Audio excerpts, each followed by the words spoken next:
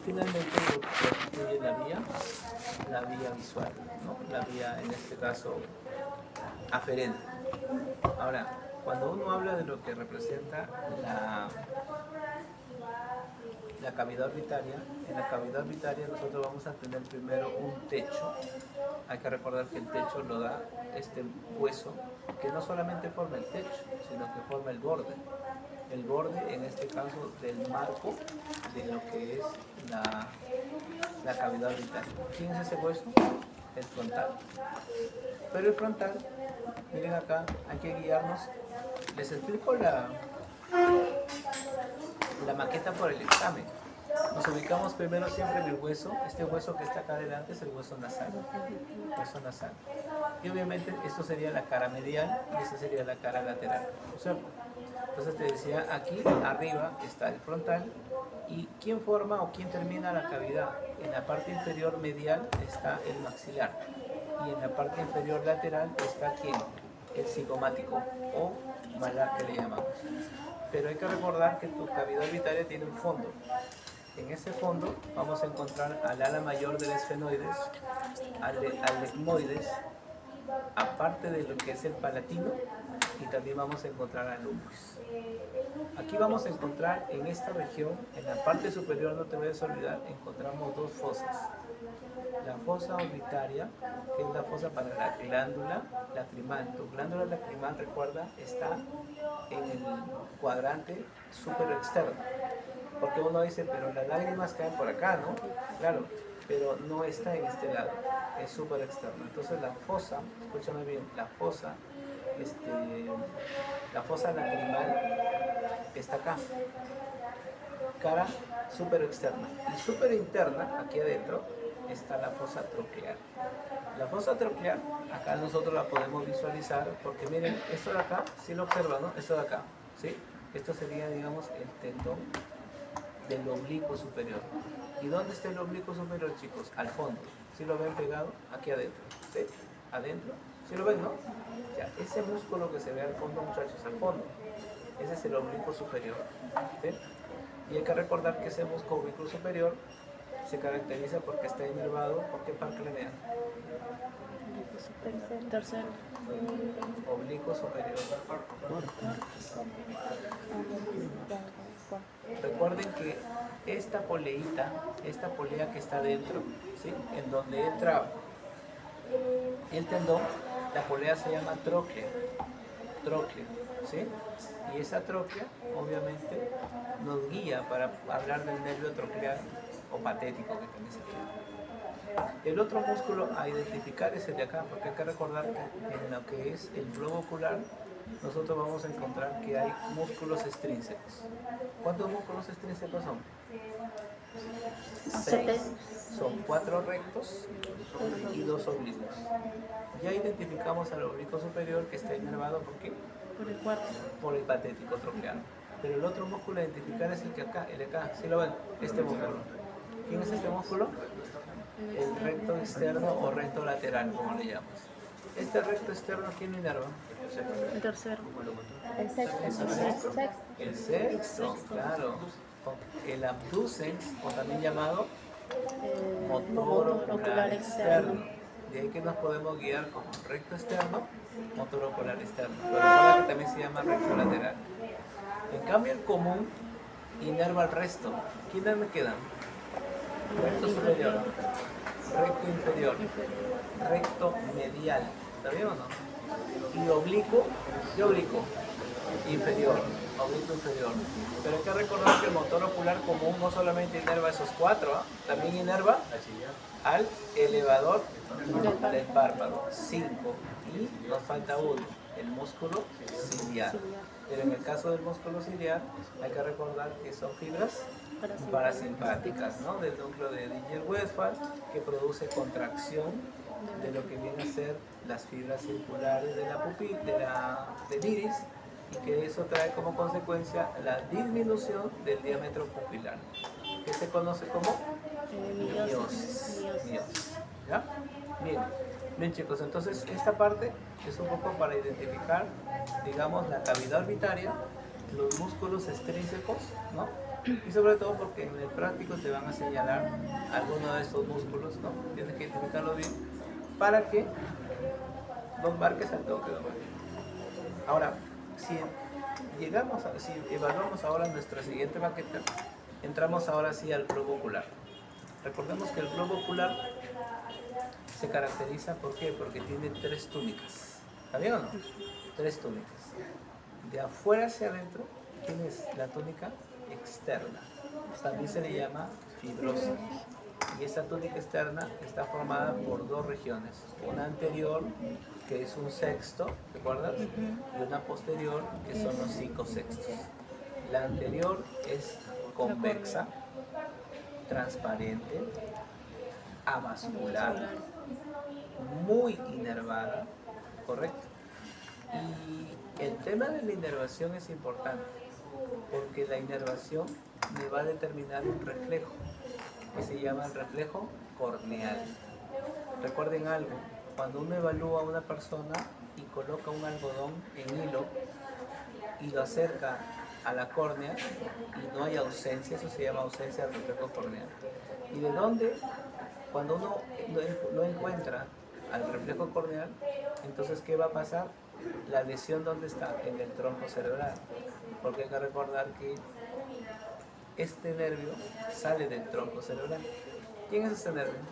Que llega a la córnea. El parasimpático. ¿Mm? El 3. El 10. No, el 3. No es el 10. El 3. ¿Cómo? ¿El 2? No, el óptico no tiene nada que ver con la inervación de la... ¿La 3? El 3. El 3. La inervación de la córnea lo da la rama V1 del quinto par craneal, Oftálmica. la rama oftálmica del trigémino. Aquí llega. Por eso te decía, ¿de dónde sale el trigémino? ¿Te acuerdas de su origen aparente? De la protuberancia. Y la protuberancia forma parte del tallo cerebral. Por eso te decía, la ausencia de reflejo que me indica una lesión a nivel del tallo cerebral. Ya chicos, siguiente, escúchame. Esta de acá, atentos, esta estructura en realidad es un lente que nosotros llamamos un medio de refracción. Este es un medio de refracción. Y este medio de refracción, ahora nos ubicamos un poco para entender qué es refracción. Acuérdate de algo, cuando los haces de luz llegan al ojo, llegan en todas las direcciones, en todas, ¿correcto? Lo que hace tu córnea, ¿qué es? Que todos los haces de luz lleguen a un mismo punto, ¿sí? Algo sencillo. ¿Alguna vez has jugado, conocen una lupa, ¿cierto? ¿Y alguna vez has quemado papel con lupa? ¿No han hecho nunca esa, no han tenido esa infancia? No. Agarras una lupa, ¿no? Y pones un papel abajo, ¿no? Obviamente, exposición al sol, y lo que buscas, acá se forma un ojo, ¿no? Y lo que se busca es que el ojo sea lo más pequeño posible.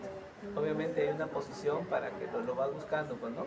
Y cuando forman un solo punto, significa que todos los haces de luz están llegando ahí. Obviamente demora un poco, ¿no? Pero se empieza a quemar, cambia de color. Entonces, eso es convergencia de rayos solares. Convergencia, llevar todos los rayos a un solo punto. Tu globo ocular hace eso, ¿sí?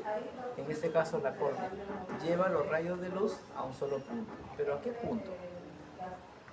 A la retina. ¿A qué parte de la retina? ¿La fobia, la mácula?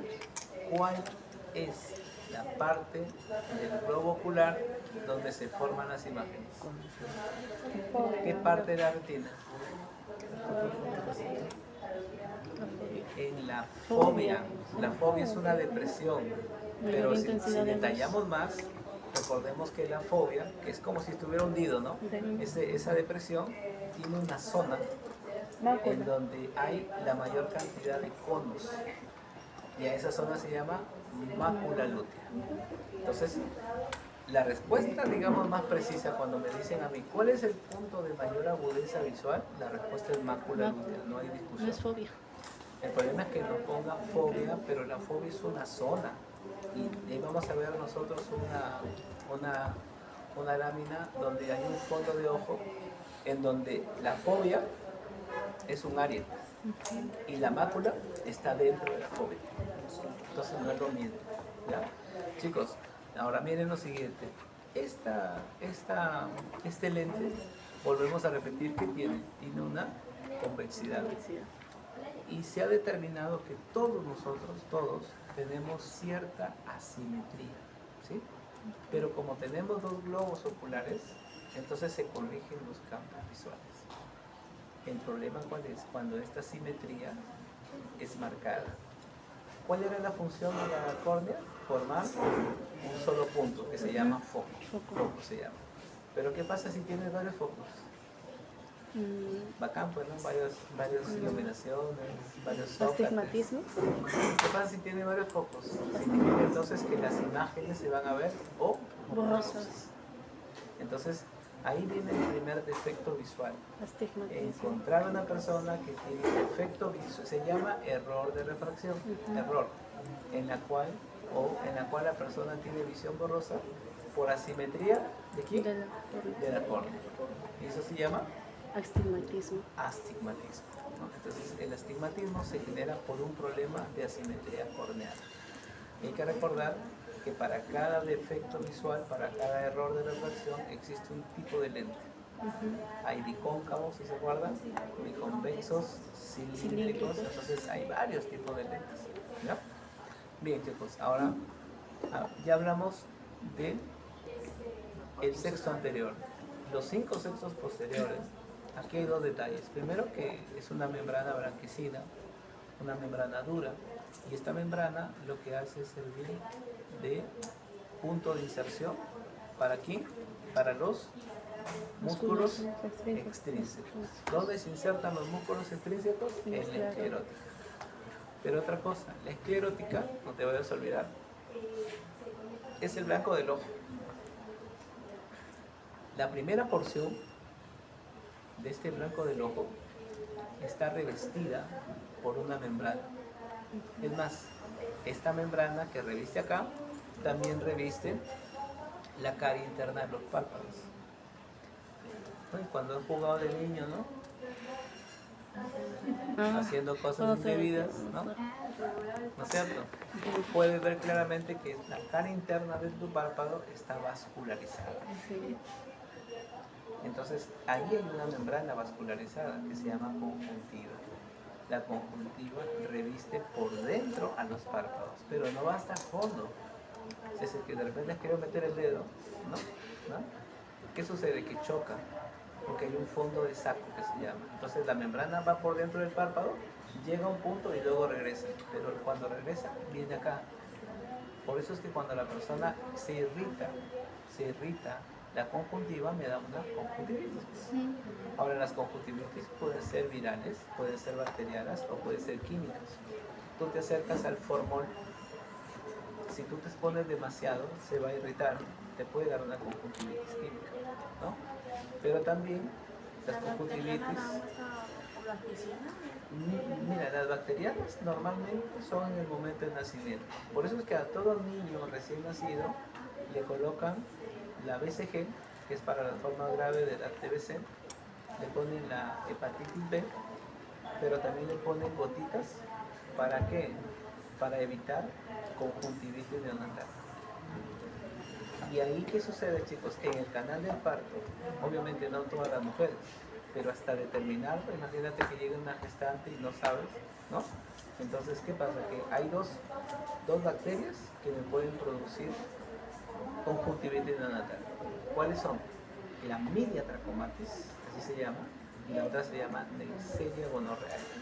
Entonces la Neisseria y la clamidia la mujer puede tener una enfermedad pélvica. ¿Sí me vamos a entender?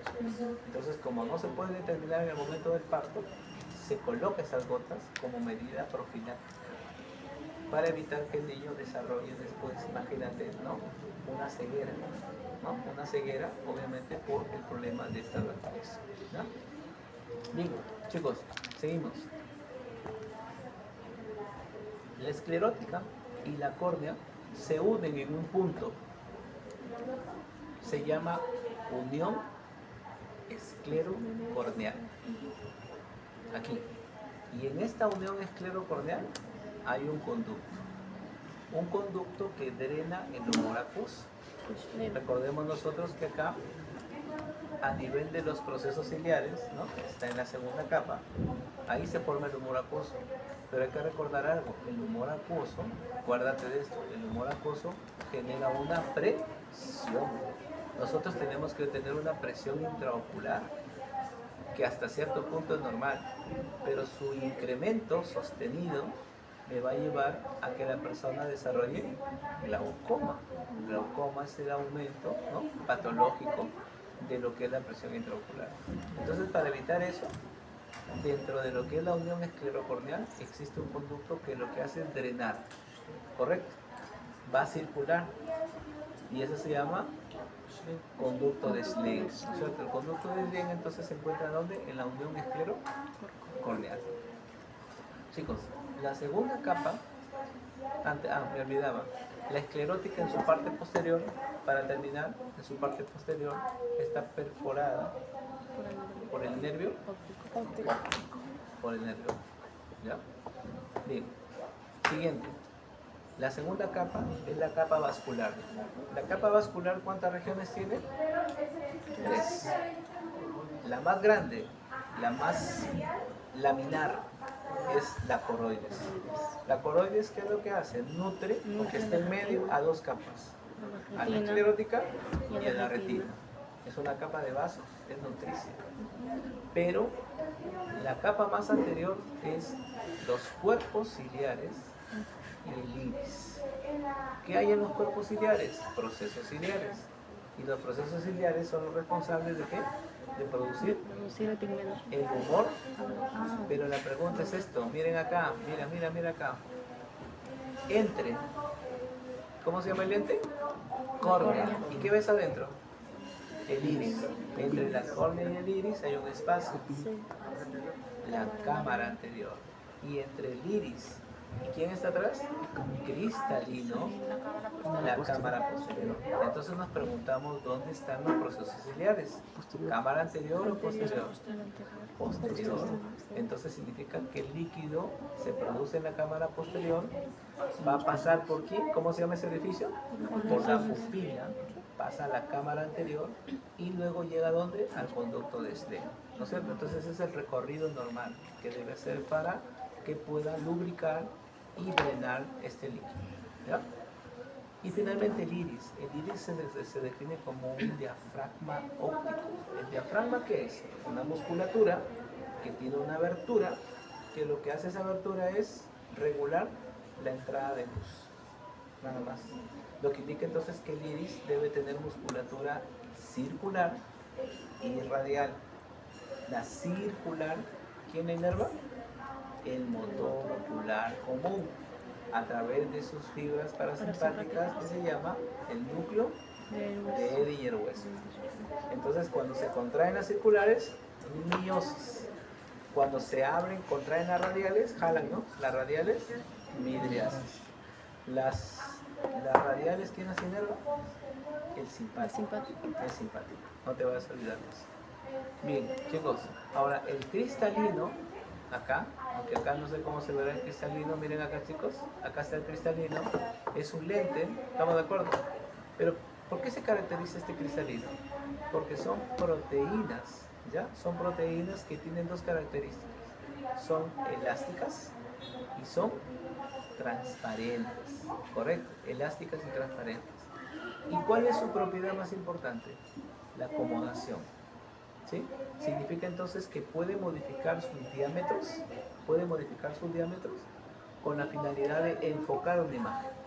Para eso sirve tu cristalino, enfoca imágenes con la modificación de sus diámetros antero-posterior.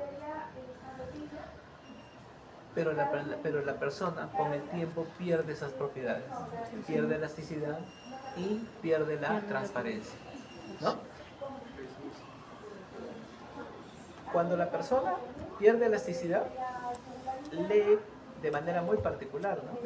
Aleja la hoja, ¿no? Sí. Siempre lo he visto. Alguien que está haciendo esto, ¿no? Para ver, es una persona que ha perdido justamente esa capacidad para enfocar. y lo aleja para poder tener un punto, ¿no? Eso se llama, su nombre correcto es presbiopía, presbiopía, pero reconocemos, ¿no? Normalmente con presbicia. Pero el ojo, el cristalino, se puede poner blanco, se puede opacar, y a la opacidad del cristalino se le llama catarata. Catarata es la opacidad. Presbiopía es la pérdida de la elasticidad. Pérdida de elasticidad. ¿Cómo identificas la catarata? Bien fácil. ¿Por qué? Porque cuando tú observas a una persona, le observas el iris independiente del color, ¿no? De repente tu compañero tiene ojos color azul, ¿no? Verde, ¿no? Fosforescente, pero siempre la pupila, el centro, es negro. Independiente del color, la pupila es negra. Pero cuando llega a la consulta una persona y la pupila es blanca, esa persona tiene catarata. Correcto. Entonces la característica semiológica es pupilas blancas. Nada más. ¿No? Bien. Ojos fosforescentes, ¿no? ¿De dónde hacen todos esos colores? Ya, muchachos. Ahora, mira. La parte interna, que ya es la capa de la retina, como sabes, acá se aprecia mejor. No está en todo el globo ocular, ¿sí? Lo que ves acá de color, chicos, de color rosado, ¿sí? ¿Sí? Eso es la retina. Pero mira desde dónde se extiende. Hay una línea arriba, ¿no? Acá arriba.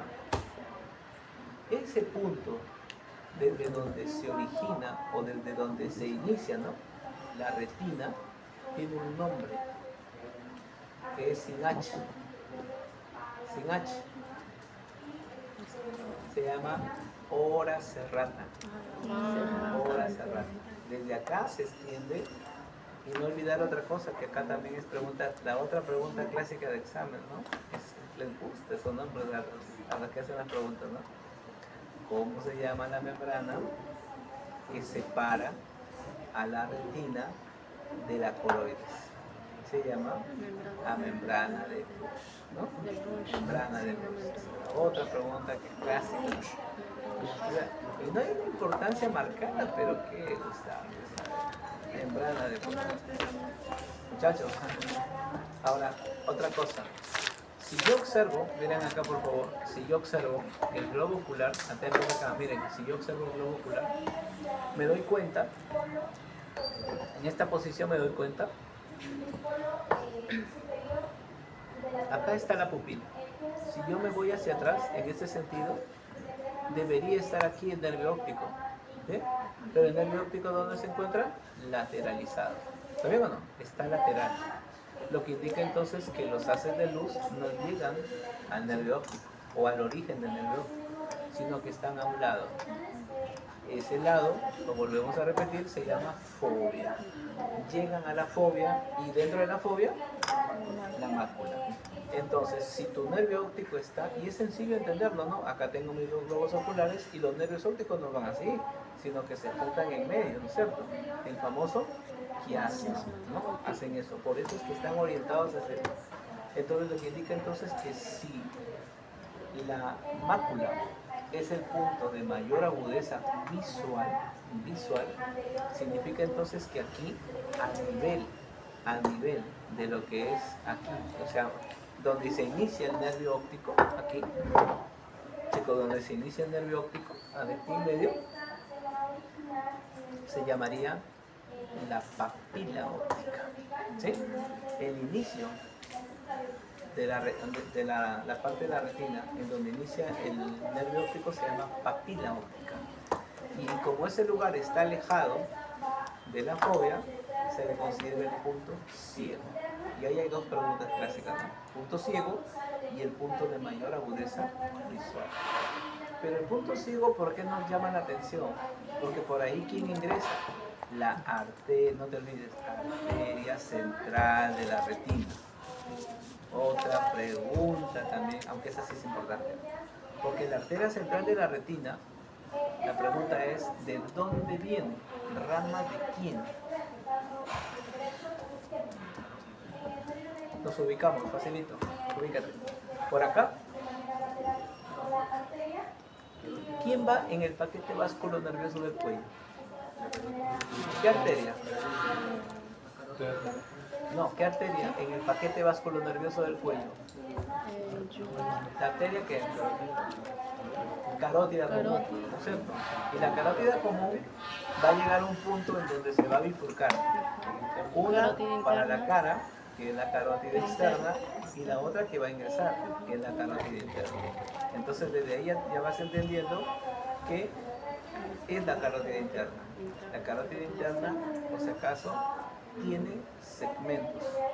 Hay su porción cervical, hay su porción petrosa y hay su porción cavernosa. Tiene porciones. Y de la porción cavernosa, ¿sabes quién sale? La arteria oftálmica. Y la arteria oftálmica va a dar ramas. Una de esas ramas es ¿quién? La central de la retina. Y la central de la retina, ¿sabes qué hace? Perfora. ¿Perfora a quién? ¿A quién? No. Perfora acá. Obviamente es más largo acá, ¿no? Más o menos este nivel sería. Perfora aquí al nervio óptico. Ingresa dentro del nervio. ¿Me dejo entender? Y cuando se abre en la papila, como un enmarañado, ¿no es cierto? Eso sería la arteria central de la retina. ¿Sí? La pregunta es, ¿y esa arteria qué importancia tiene? Que como irriga, ¿tú te imaginas que exista obstrucciones, que no haya una adecuada irrigación? Significaría entonces que la persona va a empezar a tener una pérdida progresiva de la visión, progresiva, con el tiempo. Y obviamente eso lo hace una enfermedad. De las más comunes que tenemos, diabetes mellitus. La diabetes me produce retinopatía diabética. Y obviamente afecta aquí a la arteria central de la retina. ¿No? Arteria central de la retina. Otra cosa, chicos, no olvidemos que tu globo ocular presenta un diámetro antero-posterior, de acá a acá, ¿sí? Este diámetro, chicos, es variable. Si es que hubiera, imagínate, una forma de calcular ese diámetro y nos hiciéramos todos, nadie va a coincidir. Y acá hay un tema puntual, chicos. Se ha determinado que en las últimas generaciones ha incrementado los índices de miopía. ¿Y por qué será? Porque después del nacimiento, mira lo que sucede. Tu sistema nervioso crece y se adapta hasta los 5 años. Entonces, a nivel del globo ocular, ¿qué sucede? Empieza a crecer. Y si alguien se expone a la luz solar, correcto, a actividades recreativas y todo eso, el sol, la radiación solar, detiene el crecimiento. ¿Sí? Detiene el crecimiento del diámetro antero-posterior. ¿Eso qué quiere decir? Que por consiguiente, alguien que no hace esas actividades, que está en su casa, que está con la tablet, ¿no? Los niños de cristal, ¿no? Ahora metidos ahí, como no tienen esa exposición, ¿qué pasa con este globo ocular? Aumenta su diámetro antero-posterior. ¿Y qué pasa cuando aumenta el diámetro antero-posterior? La imagen se forma delante de la retina, o sea, tiene miopía. Entonces, muchos de los problemas de las miopías se da justamente porque en la primera infancia han tenido esas restricciones. O sea, los dos padres trabajan, ¿no? Y muchas veces quedan a cargo de alguien que no es mamá ni papá. Y esas personas obviamente no tienen esa responsabilidad, ¿no? Y el niño está todo el tiempo en casa, encerrado y todo eso. Entonces, ¿qué conlleva eso? A que los índices de miopía se eleven. Interesante esos estudios. Ahora, lo contrario, por supuesto, cuando el diámetro posterior es menor, la persona forma una imagen detrás de la retina, que vendría a ser ¿qué? Y la hipermetropía, a diferencia de las miopías, se detectan tarde. Porque tú de pequeño, en el colegio, estás ahí y no ves, ¿no? Y te mandan a llamar, ¿no? La profesora manda a llamar, su hijo tiene un problema. Cuando yo lo siento atrás, no hace la tarea, ¿no? Es irresponsable, tampoco, pero está adelante, sí, ¿no? Entonces, ya la maestra ya ha detectado que tienes un defecto visual. Entonces, desde temprana edad, ya te hacen estos estudios, ¿no? Con la lámina de Snell, que colocan 12 hileras de letras. Lo normal es hasta la octava, ¿no? Si ves hasta la octava, tienes 20 de 20, ¿no? Interesante, 20 de 20, pero luego, cuando tú empiezas a decir, no, veo hasta las 7, hasta las 6, entonces el denominador aumenta. 20 en 40, 20 en 60, 20, o sea, imagínate, ¿no? Y ese defecto ya te indica pues el caso de un problema visual. Pero la persona que tiene hipermetropía, como quien habla, yo tengo hipermetropía, uno a veces confunde el tema, ¿no? Porque a veces cuando vas viajando con alguien, oye, o de viaje, ¿no? Dice, oye, ¿qué dice ahí, no? Y uno dice, no, ahí dice tal. Dice, qué buena visión, ¿a qué comes? ¿Por qué te alimentas tu buena visión? Pero cuando ya entras, en el caso mío, a la carrera, y en la carrera tienes que leer libros de estas letritas, que son varias hojas, y lees, ya te vas dando cuenta que existe un problema de fatiga y obviamente no ves. Entonces la hipermetropía muchas veces se detecta tardíamente, a diferencia de la miopía que sí lo haces a temprana edad. ¿Sí? Ahora, mi problema es peor todavía, creo que sí le dije, ¿no? Porque mi ojo izquierdo tiene hipermetropía y el ojo miopía. Una vaina por no sé. Entonces, tengo todavía esa, y no uso, me compensa aparentemente, pero a veces hay momentos en que ya.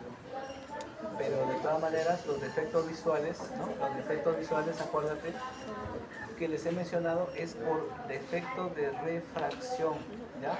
De refracción. Muchachos, hablando de refracción, ¿cuáles son los elementos de refracción del ojo? Son 4. ¿Quién? Córnea, humor acuoso, cristalino y el cuerpo vítreo. Correcto, los 4. Y recuerden algo, por óptica, chicos, por óptica, cuando tú observas, la imagen que se forma es inversa. Así se ve la imagen a nivel de la retina. Pero cuando esta información es llevada, no te olvides, nervio óptico, chiasma óptico, cintilla óptica, y llegan a dónde? Al área 17, que es la visual primaria, y luego a la 18 y la 19, que es la de asociación. Entonces la imagen, correcto. Es más, cuando una persona puede tener pérdida de la mitad del campo visual, todos nosotros tenemos un campo visual, correcto, pero hay personas que pueden perder la mitad del campo visual, solamente ven hacia adentro, pero acá no ven. ¿Ese problema cómo se llama? Hemianopsia. ¿Y sabes en qué enfermedades se presenta? Cuando la persona tiene una enfermedad cerebrovascular, ¿ya? Enfermedad cerebrovascular. Y acuérdate de algo, cuando una persona, tú sospechas de un ACV, porque así le llaman en médico, ¿no? Siempre de una forma práctica, un ACV, tú tienes que definir el territorio. ¿Es la cerebral anterior, es la cerebral media o es la cerebral posterior? Entonces existen elementos que me guían. Por ejemplo, ya vivo con una persona que ha tenido parálisis de mi cuerpo, ¿sí? Pero aparte tiene que hemianopsia. Ve solamente un campo visual. Ah, ya. Esa es la cerebral posterior. En cambio, la cerebral media va acompañada de disartria. La persona empieza a hablar y no puede articular las palabras. Entonces, justamente es el compromiso de la cerebral media. En cambio, la cerebral anterior, normalmente, ¿sabes de qué se acompaña? En ellos sí existe la pérdida, no te olvides, una cosa es pérdida parcial de la fuerza motora y otra cosa es pérdida total. ¿Qué significa parcial? Que mueven los miembros, pero tiene una debilidad. Eso se llama paresia. pero cuando pierde toda la movilidad se llama plegía. Hemiplegia es pérdida total, hemiparesia es pérdida parcial. Entonces puedes encontrarte con los dos casos, ¿no? Lo común cuando ves a una persona que lo trae, ¿no? Que no tiene debilidad, le coge las manos, ¿no? De manera cruzada, apriete, señor, ¿no? Así. Y obviamente con una mano no te va a quebrar la mano, pero en la otra apenas que no puedes, ¿no? Entonces ahí puedes definir claramente que sí hay movimiento, ¿no? Pero con cierta debilidad. Entonces no es lo mismo para hablar en este caso del campo visual. Las mujeres tienen un campo visual más amplio, de 160 grados. En cambio el hombre no. Por eso es que el hombre cuando se distrae, ¿no? Utiliza su articulación atantodontoidea y hace esto de acá, ¿no? Obviamente, dependiendo de la tóxica que tenga al costado, pueden sufrir algún accidente a nivel del rostro, ¿no? Pero la mujer no, pues la mujer simplemente hace esto, ¿no? Y ya. Y ahí perdimos nosotros. Entonces tiene un mayor campo visual, un mayor campo visual. Finalmente no olvides, la retina presenta 10 capas, ¿cierto? Dentro de esas 10 capas encontramos a los conos y bastones, ¿cierto? Que son los fotorreceptores. Conos para la visión y el caso de los bastones, los conos están determinados, los conos, por un pigmento visual que se llama iodoxina, mientras que los bastones es rodoxina. En el caso de los conos, chicos, hay 3 tipos de conos, con las letras A, V, R, que tienen que ver con colores. A, V, R.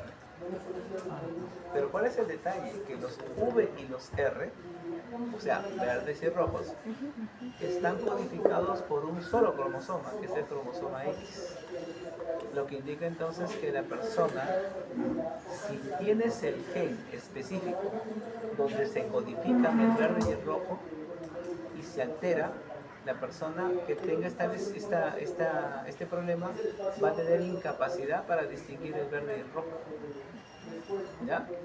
¿Y qué resulta? Que la primera persona que, digamos, identificó este problema, es más, su hermano tenía el mismo problema. ¿Por qué? Porque es una enfermedad hereditaria ligada al cromosoma X. Y esta persona, lo conocen ustedes, ¿no? Lo han llevado seguramente en algún ciclo, ¿no? Es el padre de la teoría atómica. No vean que no saben porque te bote la clase. Según él decía que la teoría atómica decía la materia, es el cárcel tercero secundario, ¿no?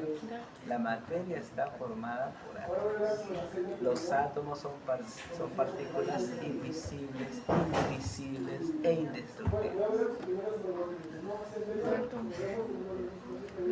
Qué barbaridad, porque el señor se llama John Dalton. Claro, sí, John Dalton. Y obviamente, en honor a él, es que el problema se llama discromatopsia, así se llama, discromatopsia. Pero debido, obviamente, al personaje, ¿no? Porque obviamente hay que recordar que John Dalton nunca obtuvo un premio Nobel, por supuesto, pero sí lo hizo el otro, el Pudding de Pasas, Thomson, ¿no? Joseph Thomson sí obtuvo pero John Dalton no. Pero obviamente era un físico, no era químico, era físico reconocido, y se le da este nombre, ¿no? Daltonismo. Hoy en día en la clase anterior, un alumno justamente a raíz de la conversación, nos ha dicho que su papá es daltónico y que dice que él no usa lentes, para variar. 2, tiene dificultad para algunos colores, obviamente, ojo, no es solamente para el verde y el rojo, sino que estamos hablando de este caso en especial. Pero ¿sabes cuál es lo otro que sí tiene? El problema problema para cruzar el semáforo. Ah, a ver. Entonces, cuando él va, obviamente tiene que esperar que lleguen personas al paseo peatonal para que, o él seguía que la gente camina y él se va en marcha, pues, ¿no? Caminando hasta allá. Porque tienes, ahora, imagínate ese problema en un conductor. ¿Por qué les digo algo? Porque yo la vez pasada me llamaron para trabajar en una empresa para que sean licencias de conducir. Y obviamente yo te imaginas que hacía la evaluación, pues, ¿no? Y resulta que cuando llega uno, yo empiezo a evaluar y tenía signo de catarata, pues, ¿no? Ya le iba a decir, pues, ¿no? Escúchame, mira, le pongo la lámina de Snell y se la sabía de memoria. JLB. Que yo decía, pero ¿cómo lo puede leer? Y cuando hay eso, le tienes que sacar la otra lámina, que es una lámina que es con las E. Se ve como E, se ve como M, se ve como W. Y cuando ya le saqué eso, ahí me di cuenta, digo, usted es niño, ¿no? Está aprendido de Adobe, me dice, de Chamber, nosotros en el caso te contratan para hacer la evaluación y luego pasan por eso. Sí, pasan. Pero hay personas que, vuelvo a repetir, se saben esa habilidad y se aprenden de memoria todas las láminas de inglés, ¿no? Pero definitivamente acá, pues, o sea, ese es el problema. Por eso digo, o sea, ¿cuántos daltónidos están con licencia de conducir? ¿No? O sea, sí, pues, o sea, seamos honestos, ¿no? Entonces todo eso, mira lo que puede acarrear, ¿no? Lamentablemente, pues son empresas que a veces están conectadas por un tema político, ¿no? Y lamentablemente, pues pasan esas cosas, ¿no? Pero sí, o sea, lo interesante, no usaba lentes, tenía dificultad para ciertos colores, pero el único gran problema para él era cruzar el semáforo. Y definitivamente, claro, pues, o sea, uno lo puede distinguir, ¿no? Entonces tenía... Ahora, imagínate que esté solito ahí, ¿no? ¿Cuánto tiempo va a esperar para que alguien pase por ahí, ¿no? Es un tema. Si alguien cruza así. Y ahora sí pasemos a la diapositiva. Vamos a la diapositiva, chicos.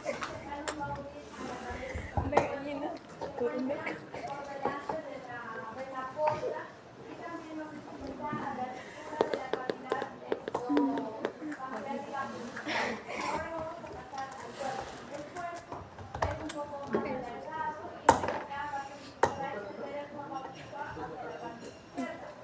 No carga, no da. Allá. ¿Cómo dice? No me acuerdo, no da.